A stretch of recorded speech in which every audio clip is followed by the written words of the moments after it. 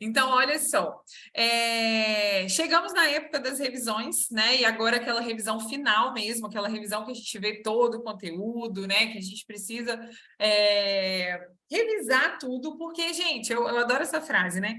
É humanamente impossível a gente lembrar em maio o que a gente estudou em janeiro, o que a gente estudou em fevereiro, né? Primeiro que são muitos conteúdos que a gente viu de lá até aqui, né? Vocês todos, de qualquer curso que vocês tiverem, a química é gigante, a biologia é gigante, os outros conteúdos são gigantes. Então, é impossível a gente lembrar de tudo, e é por isso que a revisão é tão importante, né? Então, eu não poderia deixar o batidão de fora.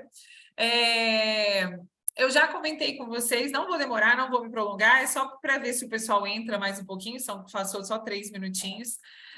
O batidão ele foi criado com o objetivo, né, de trazer um pouco mais de segurança para vocês em alguns assuntos previamente escolhidos, né? E esses assuntos eles não são escolhidos aleatoriamente, eles são escolhidos porque é onde vocês têm maior dificuldade. Então, vocês não me veem aqui no batidão, vou dar uma aula de soluções, né, que é muito amplo, vou dar uma aula de titulação, que é muito amplo. Não, eu peguei pedacinhos das soluções que vocês acabam ficando mais agarrados, a principal titulação que vocês acabam ficando mais agarrados, né? Então, o objetivo do curso do batidão, né, é trazer uma informação de qualidade para vocês. E eu boto todo o meu carinho no batidão, eu tenho muito carinho pelo batidão. São aulas que eu amo dar, eu amo estar aqui com vocês segunda-feira. E coloquei a revisão justamente para a gente fechar com chave de ouro, né? Para a gente fechar esse raciocínio aí com chave de ouro, tá? Meninos, então vamos começar. Vamos começar aqui. Quem fizer registro da aula, me marca, por favor. Quem postar lá no Instagram, me marca e me avisa. Porque às vezes não aparece para mim, porque eu não sigo todo mundo, né? Então, às vezes não aparece para mim. Se vocês virem que eu não repostei, é porque não apareceu para mim. E aí vocês me avisam, me chamam lá no privado que eu compartilho, tá bom? Então, quem fizer algum registro aí, acredito que vocês estão fazendo a primeira revisão de química agora. Vocês me marquem lá, tá? Boa noite, Maria Vitória. Vamos lá, meninos. Olha só. Quando eu pensei em fazer essa revisão, eu trouxe assuntos aleatórios, tá? Então, essa revisão ela não foi estrategicamente pensada em nenhum sentido de conteúdo, nem nada disso, né? Ela foi estrategicamente pensada para vocês verem como que tem que funcionar uma revisão, né? Qual é o objetivo da revisão? O que a gente precisa rever em uma revisão, ok? Então, eu separei 4 questões, né? 4 questõezinhas para a gente discutir um pouquinho sobre elas, tá? E sobre o que a gente tem através delas, quais são os conteúdos que a gente tem através delas, tá bom? Então, olha só, a nossa primeira questão diz o seguinte: o radioisótopo estrôncio 90 é subproduto importante da fissão nuclear do urânio, fazendo parte do resíduo nuclear de reatores de usinas termonucleares. Esse isótopo foi um dos responsáveis pela contaminação do solo e da água nos arredores das usinas de Chernobyl e Fukushima, após os acidentes nucleares ocorridos em 1986 e 2011, respectivamente. O cátion SR2+, encontrado no solo nessa ocasião, apresenta. A primeira coisa que eu quero perguntar para vocês é: isso aqui é uma questão de radioatividade? Qual é a matéria da química que está aqui? Qual é o conteúdo da química que está aqui?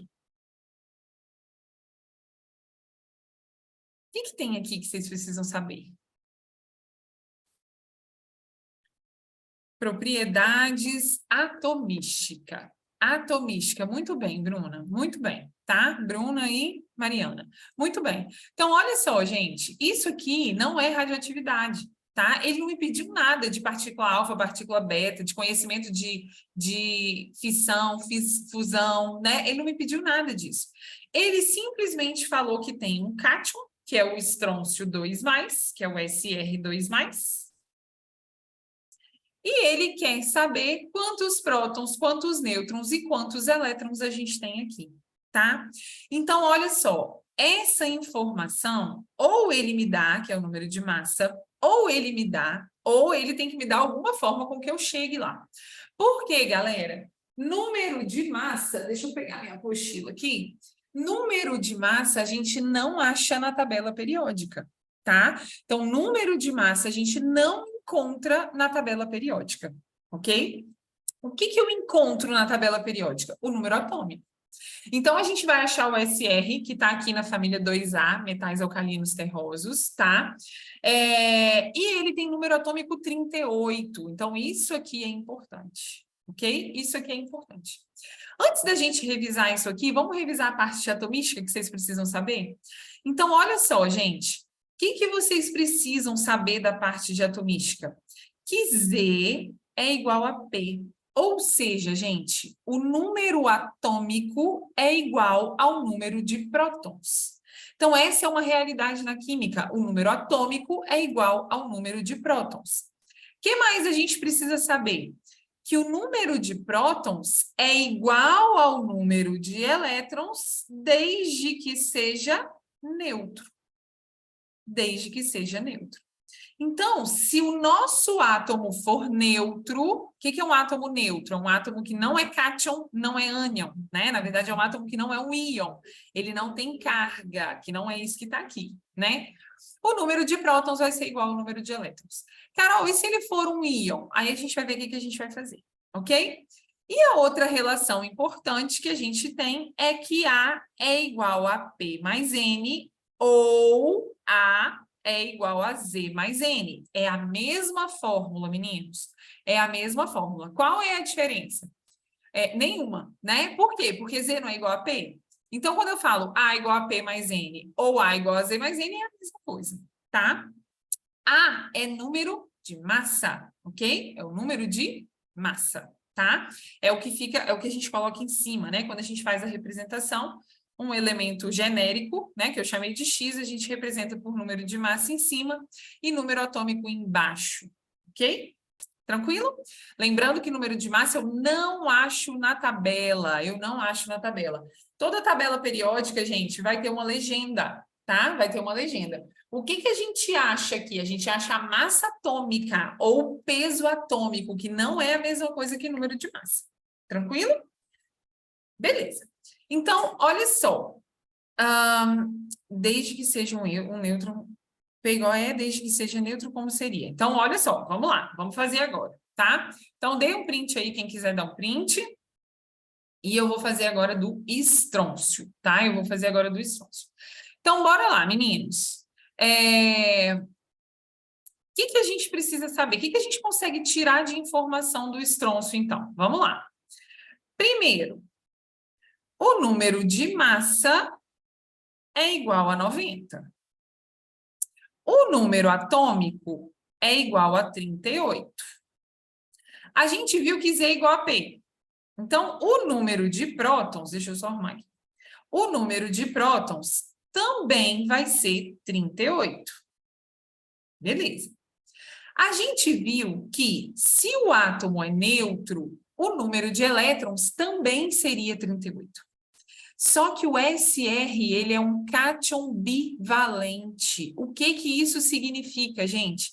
Que ele perde 2 elétrons. 2 mais perde 2 elétrons.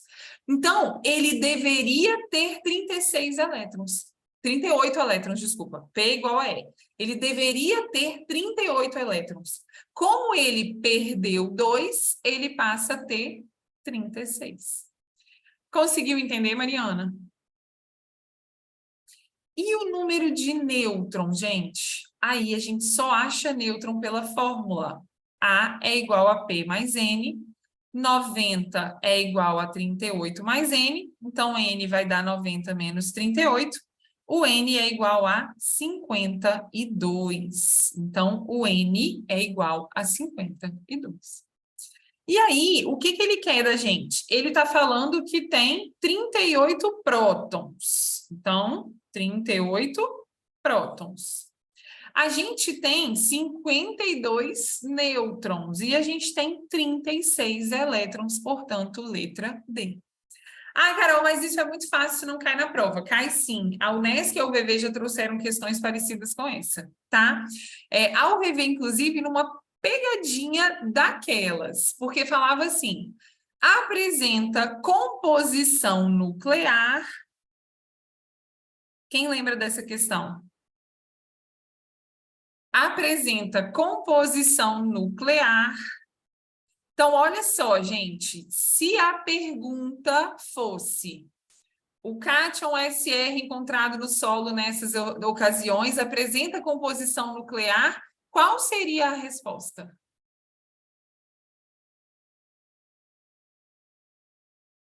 Qual seria a resposta dessa aqui? Se estivesse perguntando composição nuclear.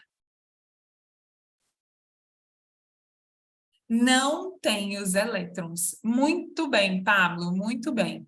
Galera, a UVV cobrou uma questão idêntica a essa, só que, se eu não me engano, era o enxofre, tá?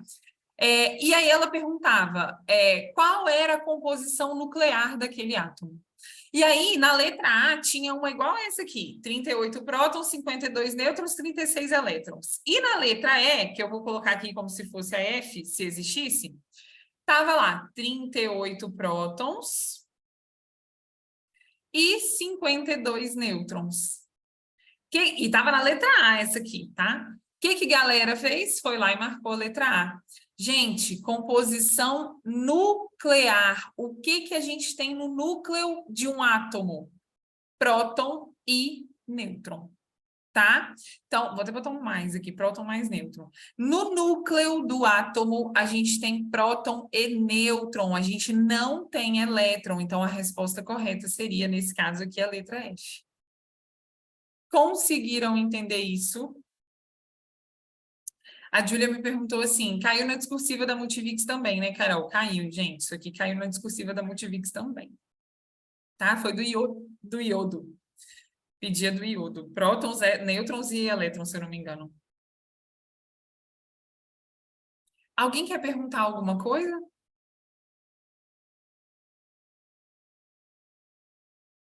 Vamos aproveitar para dar uma revisadinha em radioatividade? Eu acho, gente, que cai radioatividade na prova, tá? Por que eu acho? Porque está muito em alta o assunto, né? Guerra da Ucrânia, teve uma explosão maluca lá nos Estados Unidos de um trem que não foi muito noticiado. Então, eu acho que está muito em alta, tá? Então, o que eu queria revisar de radioatividade com vocês? Eu fiz até um post esses dias lá no Instagram. Depois vocês vão lá dar uma olhadinha. É um Reels, tá? Que eu falava que não adianta você saber somente as partículas radioativas alfa, beta e gama.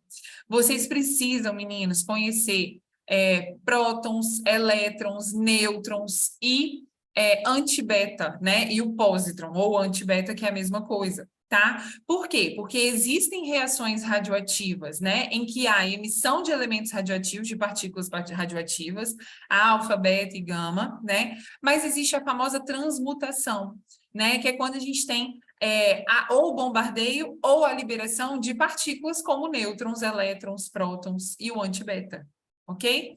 Então, é muito importante que todo mundo saiba que alfa é 4 e 2, que beta é 0 e menos 1, que gama é 0 e 0, que mais? Que próton é 1 e 1, que nêutron é 1 e 0, que elétron, esse negativo aqui é do elétron, tá? É 0 e menos 1, ok? E que o positron, tem um cara que chama positron, ou antibeta, tá? Que ele pode ser representado assim, 0 e mais 1, ou assim, 0 e mais 1, ok? Por isso que ele é chamado de antibeta, ele é o contrário do beta, ele ao invés de ser menos 1, ele é mais 1, tá? E ele pode ser representado das duas formas, ok? Vocês têm que conhecer massa e número atômico, massa e carga de todas essas partículas, não é apenas alfa, beta e gama. Não é apenas alfa, beta e gama. Ok? E só para a gente citar rapidinho, né? Fissão e fusão. Galera, olha o nome, fusão. O que fusão lembra? Fusão lembra de juntar, de fusionar, de fundir, de juntar, né? Então, a fusão nuclear é quando a gente junta. Então, a gente pega átomos menores e a gente fusiona eles, a gente junta eles para formar átomos maiores, ok? Isso é a fusão nuclear. E o que é a fissão nuclear? É o contrário. A fissão é quando eu tenho um átomo grande e eu bombardeio ele com alguma partícula, que normalmente é o nêutron, né? Eu bombardeio ele com um nêutron e ele vai se quebrar em partículas menores. Ok? O que mais que é importante vocês saberem? A fusão é a reação que ocorre no Sol. É a reação que ocorre no Sol e na bomba de hidrogênio, tá? Então, a fusão é a reação que ocorre no Sol e na bomba de hidrogênio. A fissão é a reação que ocorre nas usinas nucleares e nas bombas atômicas, ok? E nas bombas atômicas. E aí, falem para mim, quem libera mais energia, a fissão ou a fusão? O que vocês acham? Quem libera mais energia, a fissão ou a fusão? A fusão, exatamente. Gente, é o que acontece no Sol. No Sol é a fusão, tá? É a energia do Sol, é a reação que ocorre no Sol. A fusão, ela libera muito mais energia do que a fissão nuclear. Fechado? Então, só para dar aquele fechado de raciocínio aqui, aproveitando que isso aqui me lembrou muito a questão da UVV, gente, porque, tipo assim, o texto é de uma coisa que não tem nada a ver com as alternativas. Me lembrou bastante a questão da UVV. Bora lá, bora lá. Olha esse aqui. Essa aqui é uma questão que talvez pudesse cair na MSCAM. Ah, Carol, mas é fácil, mais ou menos. Olha só. Na ignição da pólvora negra, ocorre a transformação química representada a seguir. O fenômeno representado é uma reação de oxirredução em que? Fulano é oxidante, fulano é redutor e por aí vai. Então, olha só, gente, está na cara aqui quem está mudando o NOx, né? É o N, que está passando de mais 5 para 0. É o S, que está passando de 0 para mais 6. E é o C, que está passando de 0 para mais 4. Ok? Ou aqui ele está mais 4 também, ok? Então, tanto faz aqui ou ali, ok? Então, ó, a gente tem o N passando de mais 5 para 0. Ou seja, meninos, o N, ele está reduzindo. Ele reduz. Ele reduz. Isso significa que se ele reduz, ele é o agente oxidante. Agente oxidante. Então, se o N reduz, o KNO3 é o agente oxidante, tá? O enxofre, ele está passando de 0 para mais 6, ele está aumentando a carga, ele está oxidando, ok? Então, o enxofre, ele oxida. Assim como o carbono, que também passa de 0 para mais 4. Então, ele também oxida, ele também aumenta a carga, tá? Então, aqui, ó, os dois estão oxidando, eles oxidam. Beleza? Se ele oxida, é porque ele é o agente redutor. Os dois, agente redutor. E aí, começa, ó, letra A. KNO3 e S são os oxidantes, enquanto o C é o redutor. Gente, quando eles trazem essas palavras oxidante e redutor, é para confundir vocês. E a MSK adora fazer isso. Por isso que eu achei bem a carinha dela. Tá? Primeiro que aqui a gente tem 3 mudando NOx, que não é padrão, que não é comum, né? E essa palavra, oxidante e redutor. Galera, ou é reduz e oxida, ou é oxidante e redutor. E aí, oxidante e redutor, meninos, é agente oxidante e agente redutor. Eles não escrevem inteiro para confundir vocês, tá? Então, essa palavra oxidante vem de agente oxidante. Redutor vem de agente redutor, ok? Então, a gente viu que o KNO3 realmente é o agente oxidante, mas o S é agente redutor. Então, a letra A está errada. Letra B, eu já olho o chat, tá? Letra B, KNO3 é oxidante. C é o redutor, certo? Enquanto S não participa da transferência de elétrons. Claro que ele participa. Ele está saindo de 0 para 6 mais, ele está participando da transferência de elétrons. Está errado a letra B. C, KNO3 é o oxidante, enquanto C e S atuam como redutores. Perfeito. Letra D. C e S são os oxidantes, enquanto o KNO3 é o redutor. E aí, ó, ele trouxe a letra D justamente para que vocês confundam o oxidante com reduz e redutor com oxida, tá? Por isso que a letra D está aqui, ok? E letra E, C é o oxidante, enquanto KNO3 e S atuam como redutores. Também está errado. Portanto, a resposta é a letra C. O Gustavo, gente, perguntou se esse tipo de questão cai muito na Unesc. Só cai, né? Só cai, tá? Só cai. Eu falei um pouquinho da Imescan, porque a Imescan gosta de confundir, mas a Imescan não é muito fã de balanceamento, né? Dessas coisas assim. A Unesc, isso aqui é a Unesc em pessoa. Essa questão é a Unesc em pessoa, tá? A UVV não é muito fã disso aqui, a Multivix também não é muito fã. Quem gosta mesmo disso aqui, que a gente sabe que vai estar na prova, é a Unesc. Ok? É a Unesc. Eu falei na Imescan no sentido de tentar confundir vocês, porque a Imescan adora trazer isso no objetivo. Exatamente. Ele falou, não cai, despenca. Exatamente. Exatamente. Tá? Exatamente. Meninos, é isso. Alguém tem alguma pergunta em relação a essa questão?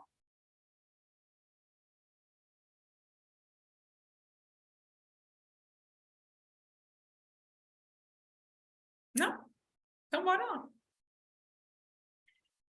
A combustão completa do acetileno, essa questão é muito boa, gera exclusivamente gás carbônico e água, conforme a reação representada.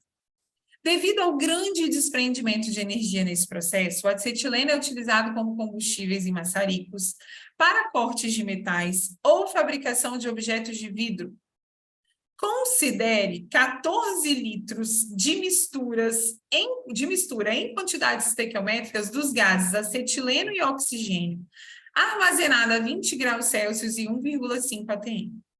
Após a completa combustão, o volume máximo de gás carbônico recolhido nas mesmas condições de temperatura e pressão será. Isso aqui é a cara da UVV. Isso aqui é a cara da discursiva da Unesc, isso aqui é a cara da objetiva da Emescan. De todas elas, é a cara da objetiva da Emescan. Então, olha só, gente. Primeiro, ele fala que tem 14 litros da mistura em quantidades estequiométricas dos gases acetileno e oxigênio. E que essa mistura, ela está armazenada a 20 graus Celsius e 1,5 atm.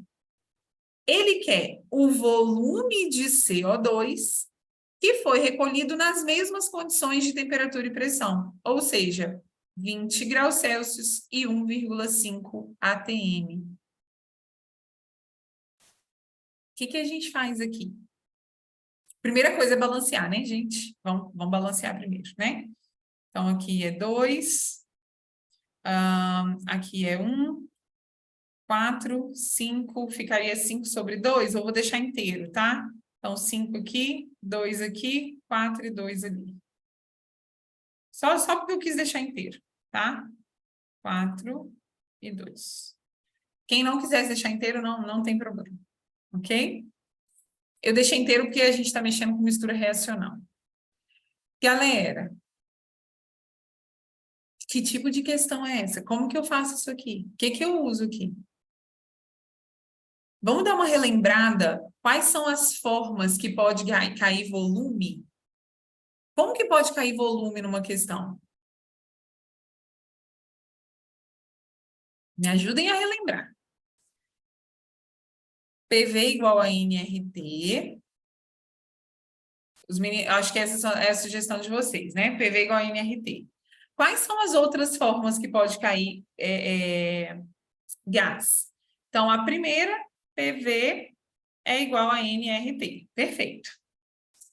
Segunda, Qual é a outra forma que pode pedir cálculo de volume? Ou voltou PVT, D igual a M sobre V. Acho que vocês estão indo muito longe. Densidade, não. Vamos voltar um pouquinho, volta um pouquinho. Não. CNTP, certo? Condições normais de temperatura e pressão. CATP, condições ambientes, então aqui, ó, 22,4 litros, 0 graus Celsius e 1 atm. Condições ambientes de temperatura e pressão, 25 litros, 25 graus Celsius e 1 atm. 25 graus Celsius e 1 atm. Beleza.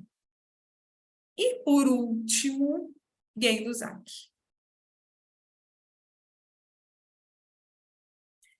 Por último, assim, né? Tem o Votovô PVT também. Mas aí é para... Votovô PVT é quando a gente está falando de transformação gasosa, né? Mas beleza. E aí, gente? Essa questão é de quê?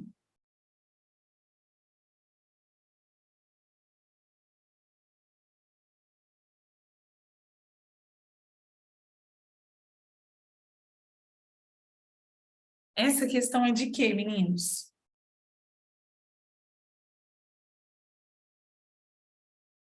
Vocês têm medo de errar, não, gente. Vai errar agora.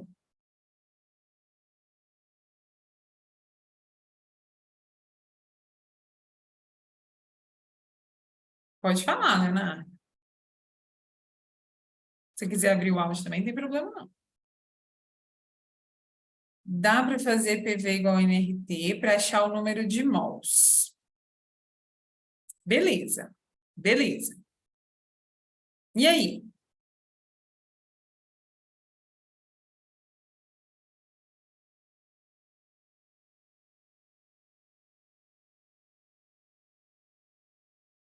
E aí manter a proporção de 2 para 5.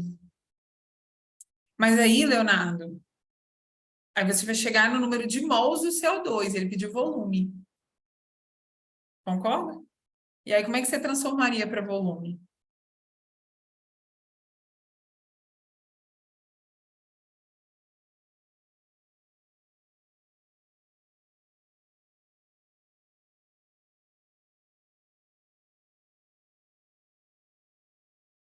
O Leonardo falou assim, a gente joga no PV igual a nRT, descobre o número de mols da mistura, C2H2 e O2.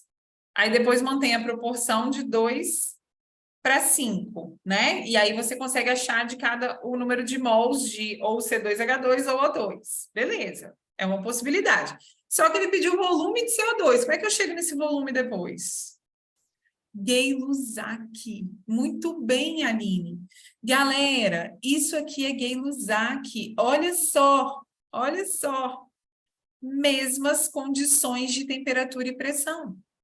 Ele falou que está usando 20 graus Celsius e 1,5 atm para mistura reacional, mas que ele também está usando 20 graus Celsius e 1 atm para CO2. Isso é Gay-Lussac. Isso é mesmas condições de temperatura e pressão. Não é PV igual a nRT.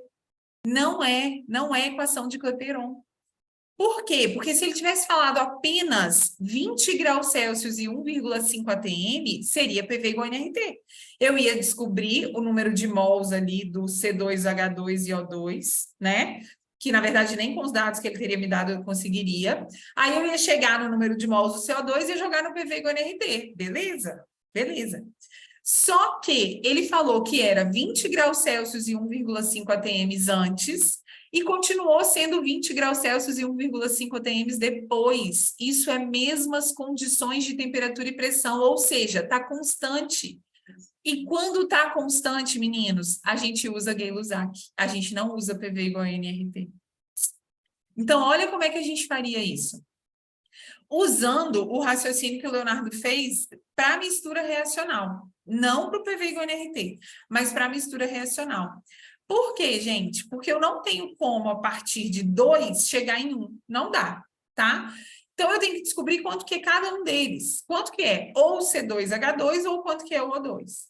Então, concordam que a mistura pela proporção estequiométrica dá 7? Então, é como se a gente tivesse 7 litros de C2H2 mais O2. E aí, sei lá, deixa eu ver qual que eu usei aqui, ó. Eu descobri do C2H2 para 2 litros do C2H2. Se eu tenho 14 litros da mistura, que foi o dado que ele me deu, quanto de C2H2 eu vou ter? 4 litros. 4 litros de C2H2. E isso significa, gente, que eu tenho 10 litros de O2. Então, seguindo a proporção 2 para 5, né, eu tenho 4 litros de C2H2 e 10 litros de O2. Ok? Beleza? Fechou. O que eu vou fazer agora? Vou escolher um dos dois que eu achei agora para chegar no volume do CO2. Então, ó, 2 litros de C2H2 está para 4 litros de CO2. Se eu tenho 4 litros de C2H2, quantos litros de CO2 eu vou ter? 8. 8 litros de CO2, letra E. Muito cuidado. Muito cuidado, sempre que as condições de temperatura e pressão forem constantes, ou seja, forem as mesmas, a gente vai usar Gay-Lussac, que é quando a gente pega o balanceamento e chama aquilo de volume em litros. Ok? Isso aqui, gente, é um distrator. Nessa questão, isso aqui é um distrator. Não era para usar. Porque a gente bate o olho e quando sai de 0 graus Celsius e 1 atm, ou de 25 graus Celsius e 1 atm, a gente já joga no PV igual NRT. Mas essa questão é um distrator. Alguém quer perguntar alguma coisa? Carol, de onde saiu aqueles 7 litros? Daqui, Heloísa, ó, 2 mais 5. É porque ele falou que 14 é a mistura reacional, né? É a mistura reacional, ou seja, é a mistura de C2H2 com O2. Então, eu peguei a mistura aqui, ó, 2 mais 5, 7. Então, a cada 7 litros da mistura, 2 litros é de C2H2. Se eu tenho 14 litros da mistura, quanto que eu tenho de C2H2? E poderia ser o contrário, tá? A cada 7 litros da mistura, eu tenho 5 litros de O2, 14 litros da mistura, X de O2. Também poderia. Mais alguém? É boa essa questão, hein? Vocês botam o coração aí. Essa questão é boa demais. Demais, demais, demais, demais. Muito boa. Fechou? Vamos para a próxima? Tá vendo como é que revisar é importante, gente? Revisar é muito importante. É muito importante, é muito importante. Tá? Revisar é extremamente importante. Porque a gente, às vezes, nem lembra desse negócio de Gay-Lussac, né? Nem lembra.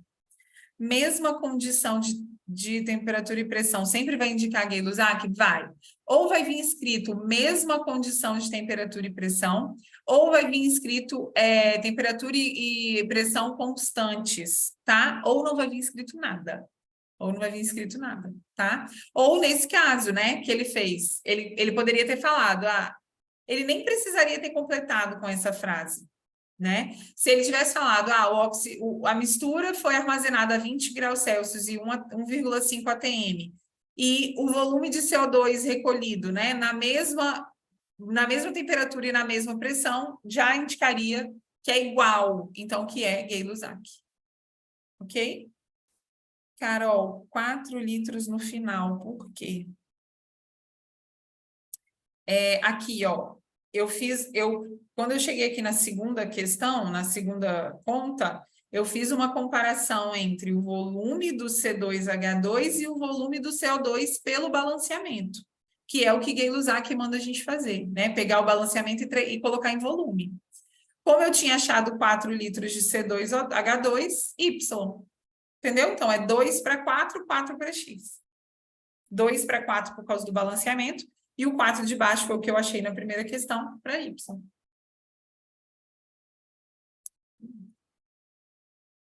Mais alguém?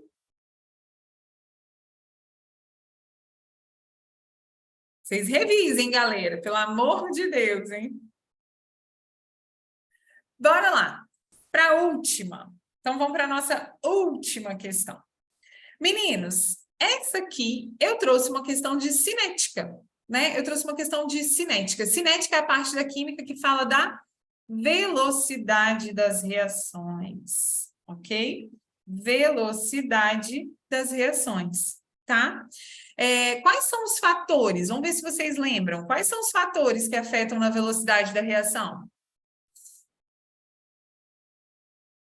Me ajudem aí. Fatores que afetam a velocidade da reação. Podem ir jogando aí que eu vou olhar. Fatores que afetam na velocidade da reação. Então, bora lá. Bora falar sobre esses fatores. Temperatura, superfície de contato, pH não afeta, o pH afeta por causa da concentração, tá? Catalisador, temperatura, catalisador, pressão, faltou, eu não sei quem foi porque está com 3 pontinhos, falou pH, né? Mas na verdade não é o pH, é a concentração, tá? Então, olha só, gente, quais são os fatores que afetam a velocidade da reação? Concentração, temperatura, pressão, se for gás, ok? Pressão. Que mais? Concentração, temperatura, pressão, superfície de contato. Superfície de contato e catalisador. Tá? E catalisador. Beleza. Então, esses são os fatores que afetam a velocidade da reação. Quem aqui está com o nome 3 pontinhos aí para mim? Só para eu falar para você. Não precisa ter vergonha, não.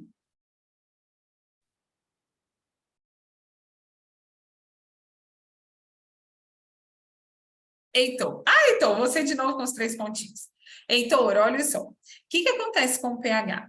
Quando a gente aumenta ou diminui o pH, a gente está aumentando ou diminuindo a concentração de H+, né? Então, o pH está diretamente relacionado à concentração de H+, tá? Então, quando a gente fala que o pH afeta a velocidade da reação, na verdade, não é o pH, é a concentração que vai afetar, é a concentração do H+, que vai afetar ou não, né, a velocidade da reação, dependendo da reação que a gente tiver. Ok? Então, não é o pH em si, é a concentração. O pH, ele afeta indiretamente, ok? Mas é a concentração, tá? Meninos, se eu aumento a concentração, eu aumento a chance de choques efetivos, eu aumento a velocidade da reação. Se eu aumento a temperatura, eu aumento a energia cinética das moléculas, ou seja, eu aumento o grau de agitação das moléculas, eu aumento a velocidade da reação. Se eu aumento a pressão, aí a gente está falando de gases, né? Pressão, gases, ok? Eu estou diminuindo o volume. Se eu estou diminuindo o volume, as minhas moléculas chocam mais, porque elas têm um espaço menor para se chocar. Eu aumento a velocidade da reação. Superfície de contato. Se eu aumento a superfície de contato, eu aumento a superfície onde as reações podem acontecer, eu aumento a velocidade da reação. A pergunta que eu quero fazer é, o que significa aumentar a superfície de contato? Me deem um exemplo de aumento de superfície de contato, gente, do nosso dia a dia. Como que eu aumento a superfície de contato de alguma coisa?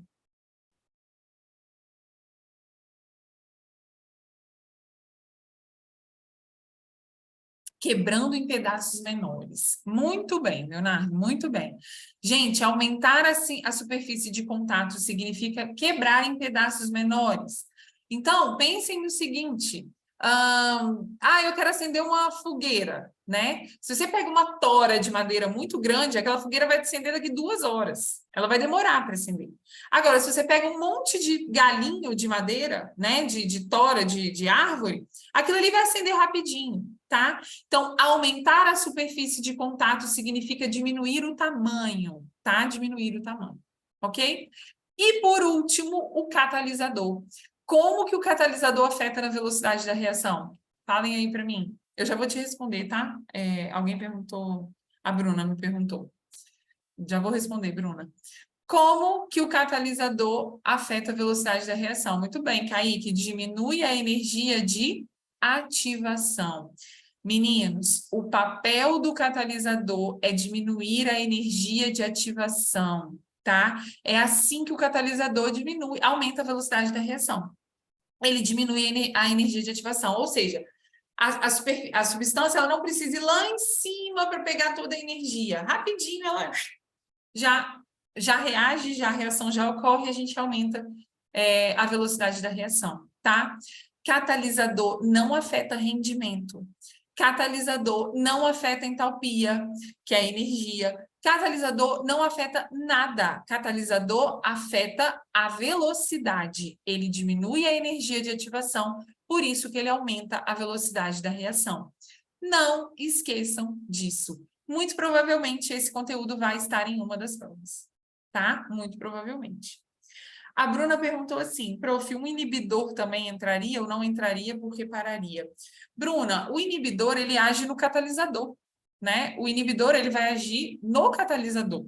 Então, se eu acoplo um inibidor, né, no meu catalisador, aí eu não consigo aumentar a velocidade da reação porque o catalisador não vai funcionar. Ou ele vai parar de funcionar ou ele não vai funcionar direito. Tá bom? Maior energia de ativação vai ter maior temperatura. Mariana, não faça a relação da energia de ativação com a temperatura, não. Tá? Energia de ativação é a energia mínima necessária para que uma reação ocorra. Ok? Então, não associa ela com a temperatura, não. Tá? Então, energia de ativação é a energia mínima necessária para que a reação ocorra. Então, aqui no nosso gráfico, olha só, tudo que vai da base dos reagentes ao topo é energia de ativação. Então, essa é a nossa energia de ativação para a primeira reação. Essa é a nossa energia de ativação para a segunda reação. Ok? Vamos para as alternativas, porque aí eu acho que vai ficar mais fácil, tá? Então, olha só. A reação ocorre pelo caminho 2 devido à presença de um catalisador liberando energia, diferente do caminho 1, que é endotérmico. Gente, até aqui estava tudo certo, né? A reação ocorre pelo caminho 2 devido à presença de um catalisador. Tá certo, a reação 2 é a reação catalisada. Por quê? Porque a minha energia de ativação é menor, tá? Então, tá certo. Tá liberando energia? Tá. Meninos, olha a dica que eu vou dar para vocês. Olha o tobogã. Libera energia, tá? O gráfico de exotérmica, ele libera energia. Você desce o tobogã, ok? O de endotérmica, não. O de endotérmica, você sobe, ok? Então, exotérmica, libera calor, desce o tobogã. Então, tanto a 1 quanto a 2 são exotérmicas. Ambas são exotérmicas. Então, o caminho 1 não é endotérmico, ele é exotérmico. Tá? Letra B. Quando a reação ocorre pelo caminho 1, o reagente A2 é consumido mais rapidamente do que quando ocorre pelo caminho 2. Não, é o contrário. O caminho 1 ele demora para acontecer. O 2 ele vai rapidinho, porque tem baixa energia de ativação. Tá? Então, a B está errada, é totalmente o contrário. C. A reação é endotérmica. Já está errado. A reação é exotérmica. Olha o tobogã. Desce, tá? Desce.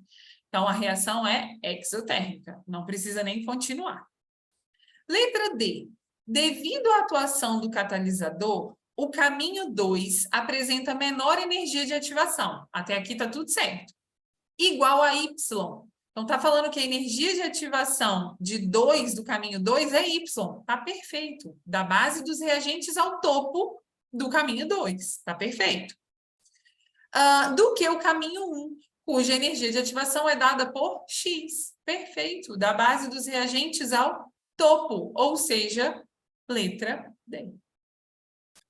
A reação é exotérmica e libera energia dada por X mais E por mol de A2 consumido. Gente, o ΔH é a diferença dos reagentes para os produtos, ou seja, o ΔH é o valor de Z e não o valor de X mais E. Tá? O ΔH é a diferença dos reagentes para os produtos, é isso aqui. Ok? Então, esse aqui é isso aqui que está errado. Portanto, a resposta é a letra D.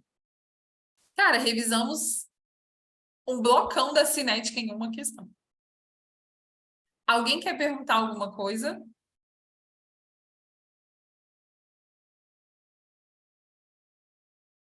Não? Nada, nada, nada? Fechou. Fechou.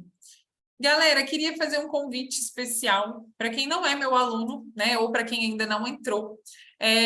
Eu vou fazer revisão pelo Fórmula da Aprovação, que começa amanhã, tá? Então, quem quiser aí entrar no curso, vai ser um curso muito legal, tá bom?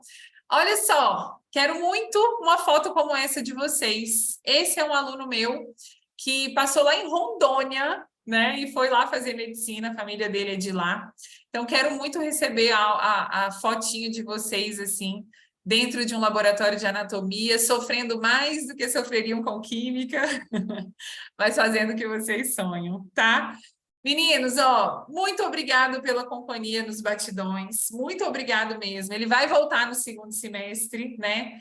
Mas eu espero que tenha ajudado muito vocês, de verdade. Eu espero que vocês tenham gostado. Eu estarei na porta das faculdades, dia 30 estarei lá na UVV, então vai lá me cumprimentar, falar, Carol, eu fiz o batidão. Vai lá me cumprimentar, porque eu gosto de conhecer todo mundo, tá bom? Beijos, ó. Beijos e até mais.